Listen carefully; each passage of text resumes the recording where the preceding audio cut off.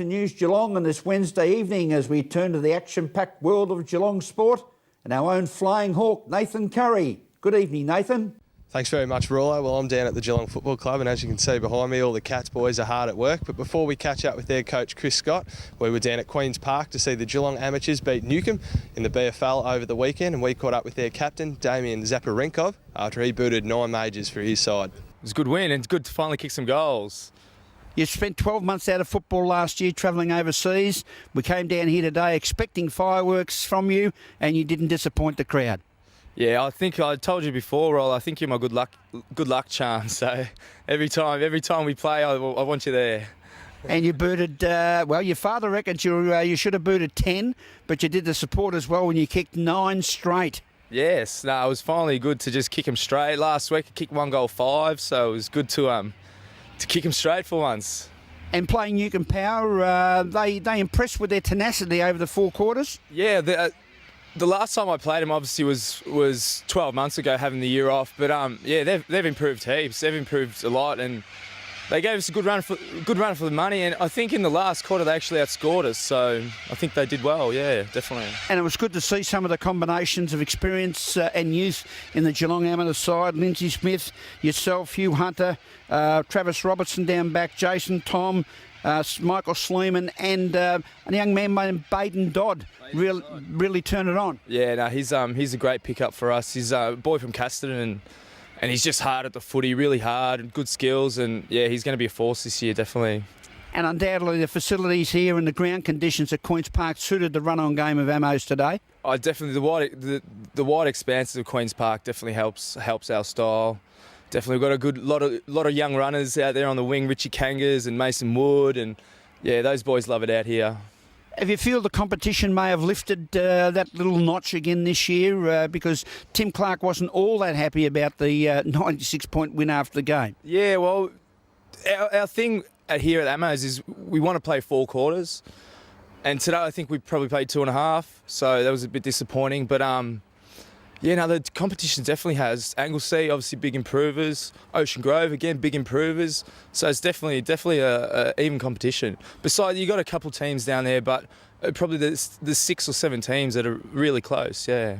And centre half forward is definitely your key position. Yeah, that's definitely my spot. I love it there. I love getting on the end of the ball. I love setting up goals. I love kicking goals. So it's definitely the place for me. And, of course, goal of the day was that one from the top-end pocket where you were actually on the boundary line, kicked it along the ground and deliberately dribbled it through on the angle. Yeah, that's just years of watching Peter Dacos, the Macedonian Marvel. That's where I got that from. Thanks very much, Damien. Well, now it's time to catch up with my good friend John Dunn, who brings us all the latest racing highlights from down here in Geelong. Geelong families and their mums enjoyed a day at the races at our big Mother's Day race meeting here last Sunday. And in the opening event to kick off proceedings, it was a thriller. The 2 favourites fought out the finish, Whiskey Carafe and Royal Dalton, with Whiskey Carafe just getting the Guernsey on the line. Royal Dalton goes to the front, but Whiskey Crafe's trying to match him. Whiskey Crafe on the outside of Royal Dalton. They come down to the 150, 2 lengths away, Trojan of Troy. It's Whiskey Crafe and Royal Dalton. Whiskey Crafe in front. Whiskey Crafe now pulling away from Royal Dalton, and he'll win again. Whiskey Crafe by a half length. In the following event, well, bookmakers took a hammering when the Kelvin Burke trained first starter filly, It's No Myth, landed a big betting plunge when she proved far too good, storming down the outside to take out the GRC Function Centre maiden plate. And Mookie Star down to the 100 from Primitiva. Down the set, It's No Myth runs on Umu Chance, and then followed by Light Magic right down the outside. It's No Myth, the debutant, took over under the 50 metres and now starts to ping clear. It's No Myth, driven clear by Hocking, and on debut scores nicely. Hollywood Hustler completed a big day for trainer Stephen Theodore, who'd won a race an hour earlier at Sale.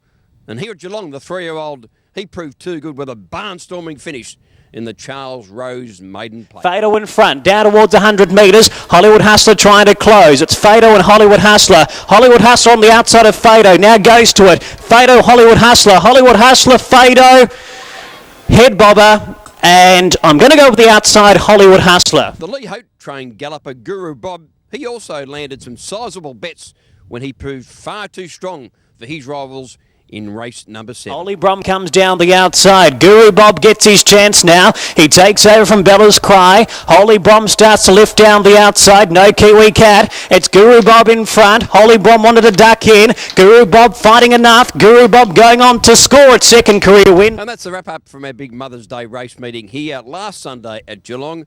And Nathan, well, I'm sorry, mate, I didn't see you out here with Mum. No doubt you filled her up with chocolates and flowers on her big day. Perhaps we'll see you here next Friday afternoon for our next big race meeting. Thanks very much, John. I'm not the best shopper, but I did manage to get Mother's Day done and done well. Well, now it's time to catch up with Chris Scott, the coach of Geelong Cats. And first of all, will you skip a Cameron Ling play on Friday night? Well, we're just about to train this morning, so assuming he gets through that, he's a definite. What injury did Cameron Ling actually sustain? He had a hamstring strain in the pre-season that was significant, and he's just the previous fortnight he's just been getting a little bit sort of tight and sore, so it was largely precautionary, but he certainly hasn't done much damage, and assuming he can run full pace and get through the session, he'll be fine. What's the latest on Steve Johnson? Yeah, he's had a few sort of minor things. The main issue with him is a little bit of a shoulder problem, but we expect that to be fine. At a stretch he probably could have played on the weekend, but he had 2 long breaks and hadn't really improved much, so that shoulder needs to improve at some stage, so we're really confident the extended break has done that. Brad Ottens came off during the game against North Melbourne. Where's he at? Yeah, good to go, pending training.